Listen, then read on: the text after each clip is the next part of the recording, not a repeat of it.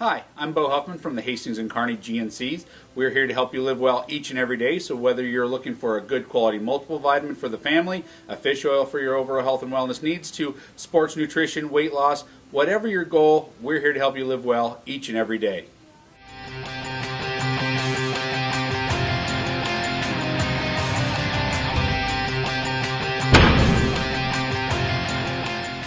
Hey guys, welcome to the Sports Hub, brought to you by GNC. I'm your host, Conor O'Gara, joined by Nathan Hart. Nathan, getting a little chilly outside. We're wearing the sweaters today, but as far as the playoff hunt goes for high school teams in the central Nebraska area, it's really heating up, especially for the Bearcats right now. Yeah, they've really played themselves into playoff contention, and really this week is a play-in game for the playoffs for Kearney and for their opponent, Lincoln North Star. Both are looking for that second spot out of District 4.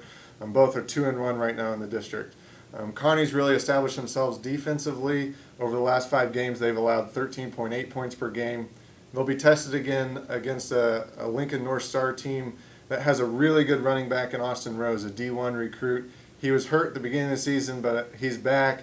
He's healthy, and while he was hurt, it allowed Jake Ziegler, the backup, to also kind of establish himself, and he's been doing well. So the running game is solid for Lincoln North Star, and also Brock Bowles, the quarterback, kind of similar with Kearney, where they try to establish the run to open up the pass. So the defense will face another test, and really what should be a play-in game. Kearney's got 1 game left against North Platte, but something would have to go really wrong for them to lose that. So this is a big, big game for the Bearcats in Lincoln on Friday.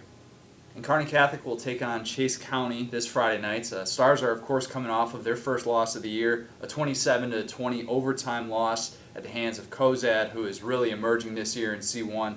And for Kearney Catholic, yes, it's their first loss of the season, but this may not be the worst thing in the world for the Stars.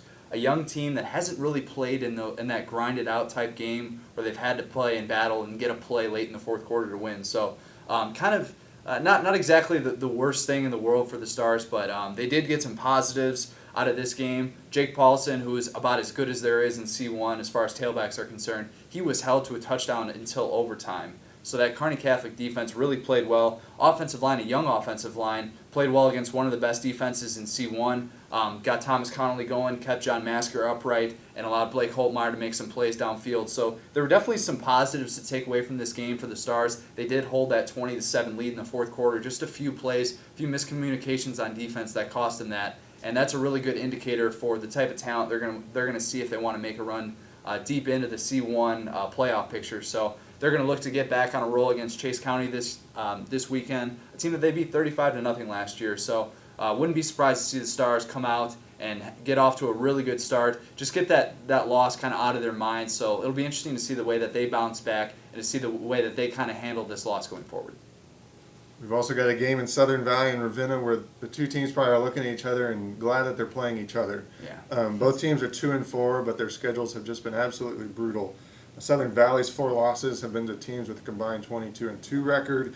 Ravenna's 4 losses to teams with a combined 19-5 record. And for Ravenna, after this week, they close out the season with C2 number 1 Doniphan Trumbull. So these two teams have really been just really tested in C2 play. Ravenna is right now 32nd in the C2 standings, so right on that bubble for making the playoffs. Southern Valley is more solidly in the playoff picture. Both teams, similar offenses. For Ravenna, Blake Cremosta, he's closing in on 1,000 passing yards, 500 rushing yards. Southern Valley also used their quarterback well with Jeremiah Perkins, has 700 passing yards. So it'll be a good test between two teams really looking for a win, really looking to take advantage of playing a team that isn't 5-1 or 6-0 or something like that. And another good one this weekend is going to be Loomis. Is going to travel to take on Anselmo-Merna. Loomis is definitely one of the most improved teams in the Hub territory this year. This is a team that had 2 wins last year. Now they have 4 wins, coming off a couple of nice victories against Bertrand and Elwood, and really just improved throughout the season. And they've done it with their defensive pressure. They have 20 sacks this season. They've done it behind Evan Doe and Andrew Abramson, of course. They really just get to the quarterback. That's kind of what they do. Not a team that's going to put up a ton of points, but they just make that play and get that sort of defensive stop that they need to win some of these ball games. They're going to look to do that again against Troy Gilligan, Anselmo-Merna quarterback, who's one of the best dual threats in the area, sophomore quarterback who can kind of throw the ball and run it really, really well and effectively. He's the main source of their offense. They turned the ball over 7 times in their first loss of the season last week against Bertrand. So Loomis is definitely going to look to do the same thing. This is a big test for the Wolves. If they can get to that 5-win plateau, that season finale won't necessarily be as big. They might have already locked up a playoff seed, but you never know how those things can shake out. So going to look to continue rolling, riding a 3-game winning streak right now, and they're going to look to make it 4 this weekend.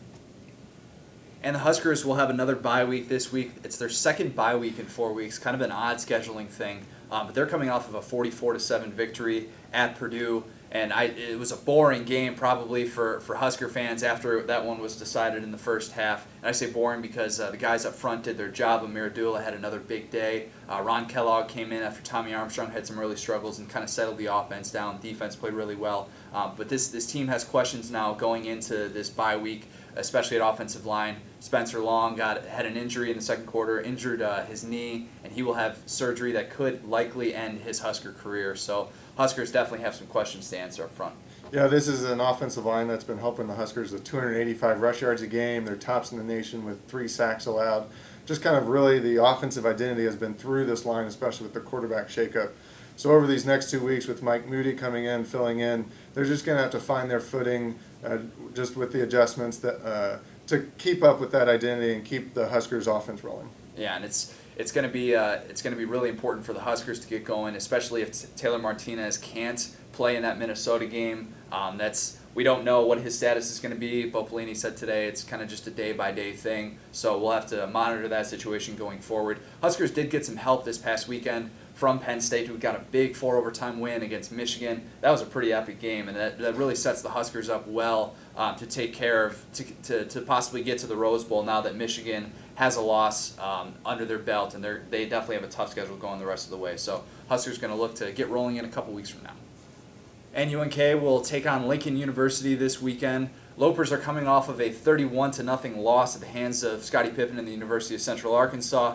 Lopers did not look good offensively. This is a team that was shut out for the first time in 21 years. And offensively, you thought maybe they made those big strides after their 56-6 win against Lindenwood. But this past week just did not look like the same team. Lopers are going to look to get some momentum back offensively. They were facing a Division I school in Central Arkansas last week. Different story against Lincoln this week. Yeah, and Lincoln is allowing 47.7 points per game, giving up 276 rush yards a game. This could be a chance for Romero Cotton to get back on track, the running game to get back on track, which is where UNK thrived against Lindenwood. Lopers are going to look to get another conference win. Huskers will be off, of course. High school football teams all around the state trying to make get that big statement win before their season finale. So should be another great Friday night. So for Connor O'Gara, Nathan Hart, follow us on Twitter at CJ O'Gara, at NMHart, at HubSports _Buck. I always forget the underscore. I remembered it this time. And follow our Hub Sports blog. That's at Hub Sports blog. So for Connor O'Gara, Nathan Hart, thanks guys. We'll see you next week.